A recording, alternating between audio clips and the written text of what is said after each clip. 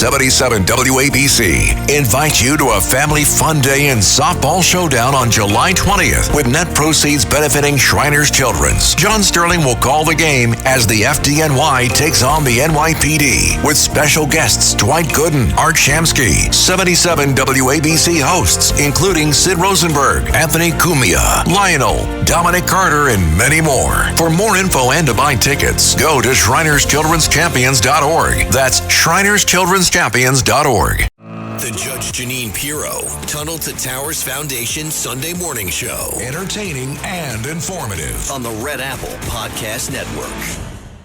Welcome back, everyone. Let's bring in our first VIP guest. He is Bill O'Reilly, of course. You can pre-order Bill's new upcoming book, Confronting Evil. That's on BillO'Reilly.com. You could do that today. You get it free when you become a premium or concierge member. Sounds fancy. Also, follow Bill at No Spin News. Also has a show on this radio station, WABC, here in New York from 9 to 10 a.m. Bill O'Reilly, thanks for joining us.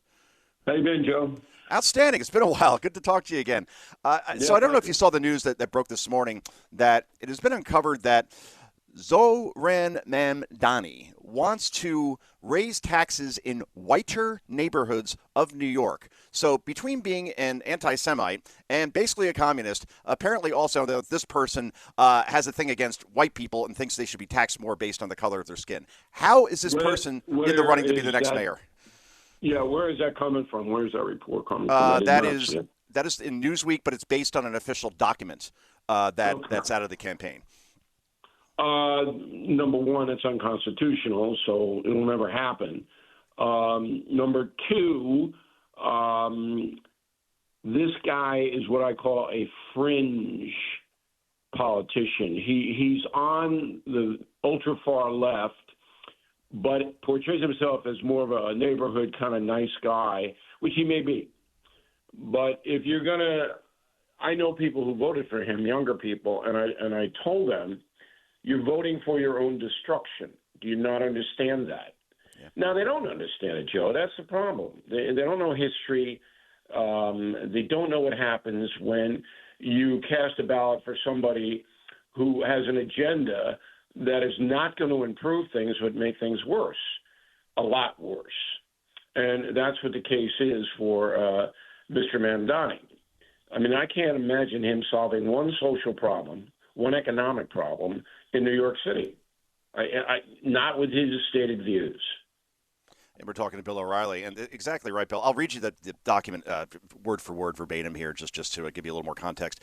The administration will shift the tax burden from overtaxed homeowners in the outer boroughs to more expensive homes in richer and whiter neighborhoods. Quoting once again, the property tax system is unbalanced because assessment levels are artificially capped. So homeowners in expensive neighborhoods pay less than their fair share. The mayor can fix this by pushing class assessment percentages down for everyone and adjusting rates up, effectively lowering tax payments for homeowners in neighborhoods like Jamaica and Brownsville while raising the amount paid in the most expensive Brooklyn brownstones. I mean, this is utterly remarkable between this and opening up government-run supermarkets, which at last check didn't work in other communist countries like the Soviet Union, like Venezuela, like Cuba, and obviously all the recommendations around, well, we're going to have free busing and free universal child care.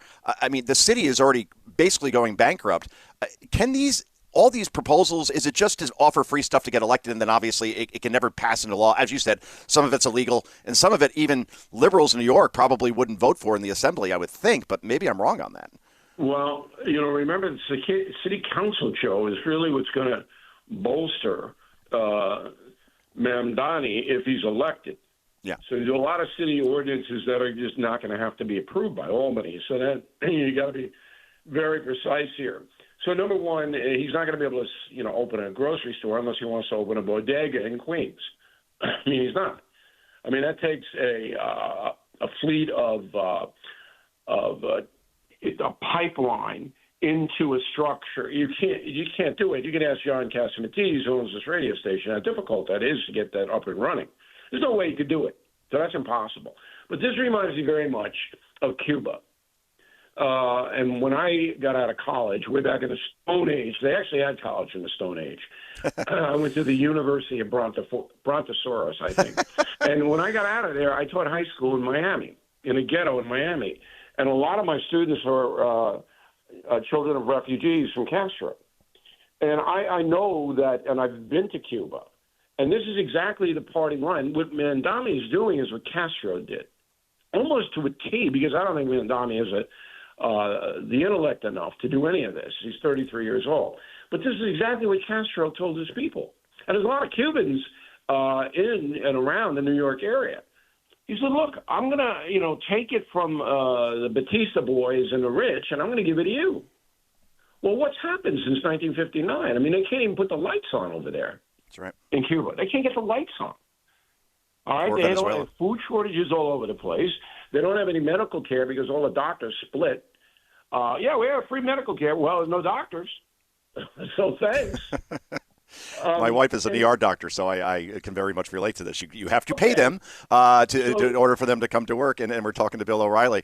I want to shift gears here to Donald Trump as far as his approval rating on the handling of the Israel-Iran conflict. This is from Insider Advantage, which is the top-rated poll in terms of overall accuracy, and in the 2024 election was the most accurate. Okay, so you take this with a grain of salt. 60% approve of the president's handling, 36% disapprove. So that's a 24-point gap. So is this one of the most stunning and just masterstrokes as far as foreign policy that you have seen in your lifetime, to be able to bomb Iran out of their nuclear capabilities, but also to do so without one U.S. casualty and without creating a regional war around this effort? It truly is remarkable, and it could go down on the level of the Berlin Wall. I mean, if peace in the Middle East can actually last as a result of this. Your thoughts? Well, number one, the poll is emotional. And if there had been a couple of casualties like Jimmy Carter, the helicopters went down when he tried to rescue the hostages, and that led to Reagan's election. Yeah. That directly led to it. And again, history is important. Very important for people to understand a big picture. So Trump saw an opening here. U.S. Intel basically said to him, we have a window where we can go in with these bunker buster bombs and really do a lot of damage at very minimal risk. They're not ready. They think that you're not going to do it, they being the mullahs. And so Trump took the window, and it was a successful raid, and it marginalized their ability, at least in the short term, but most likely in the long term as well, to get a nuclear weapon. So Americans aren't stupid per se. There's a lot of stupid American citizens, but not across the board, okay? And I go, okay, it was the right thing to do. You can't let these maniacs have this kind of a weapon, and it worked. I'm a simple man, Joe. You've known me a long time. That's my simple analysis. It was the right thing to do. Who's going to say it wasn't the right thing to do other than the real fringe, okay? So the Americans know that, and it worked. Okay, so the poll guy calls up, and he said, yeah, okay, it's fine. If it didn't work, then he'd be in the converse. So, we live in a country now that's very uneasy. Donald Trump is a gambler. He is rolling the dice economically in the foreign policy. But so far, if you want to be honest, and again, a lot of people don't want to be honest, he's ahead in points. And by December, we'll know about the economy. And if that surges, then Trump goes into Ronald Reagan territory.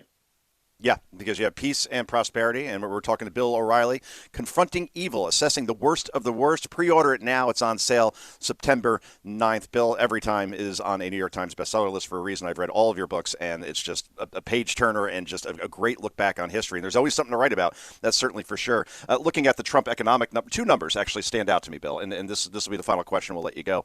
2.1% is inflation right now. It was above 9% under Joe Biden. And border crossings are down more than 95%. And that's in the first 5 months that we've seen such progress from President Trump. What can trip him up going into the midterms? Will it be if the economy falters?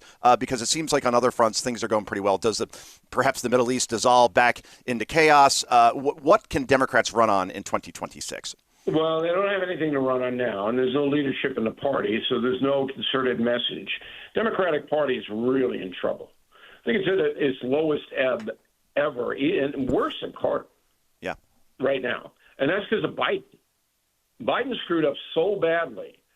And I'm writing a Biden chapter in my paperback of Confronting the Presidents, which will be out in late fall. I got too many books, Joe. But, yeah, thank you for reading them. I appreciate it. Of course. But the Democratic Party, it really didn't have anything. And so they're sitting back in the weeds, and they're waiting for some failure. They're rooting for some failure. That was the CNN thing. That was totally – but when I saw that, that came across my desk, and I said, wait a minute. This story has no backup at all. Who's there? There's no Americans on the ground there. There's no Israelis on the ground. And the Iranians can't even go in there because they might get, a mountain fall on them. Right. So who's reporting that the damage wasn't extensive? And you could see it. Anybody with a brain, anybody who'd been in journalism for a while, had to know that was a totally bogus report. But CNN didn't care because it wants to hurt Trump. That's not going to work. By December, we'll know about the tariffs. We'll know about the economy. We'll know about wage rises, which is a key to Trump's success. That's why he was successful in his first term. Wages went up.